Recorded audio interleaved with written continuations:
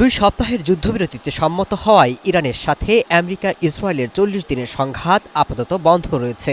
তবে স্থায়ী সংঘাত বন্ধে চলছে কূটনৈতিক দৌড়ঝাঁপ। দুদিন আগে ব্রিটেনের প্রধানমন্ত্রী কিয়ার স্টারমার উপসাগরীয় অঞ্চল সফরে জেদ্দায় পৌঁছান। এ সময় ব্রিটিশ সেনাদের সাথে সাক্ষাৎ করেন স্টারমার।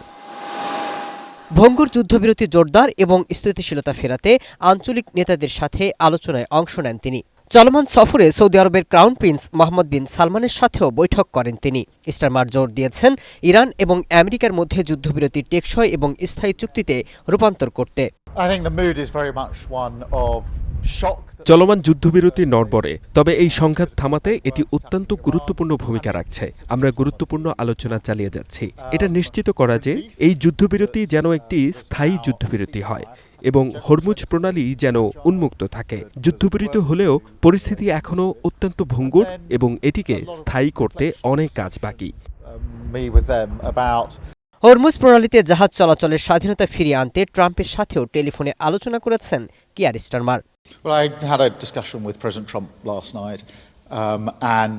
যুদ্ধবিরতি কিভাবে টিকিয়ে রাখা হয় তা নিয়ে ট্রাম্পের সাথে আমার আলোচনা হয়েছে।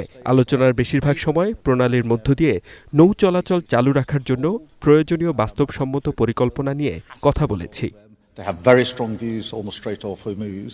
ডাউনিং স্ট্রিটের মতে এই কূটনৈতিক তৎপরতা আঞ্চলিক স্থিতিশীলতা বজায় রাখার প্রচেষ্টার অংশ।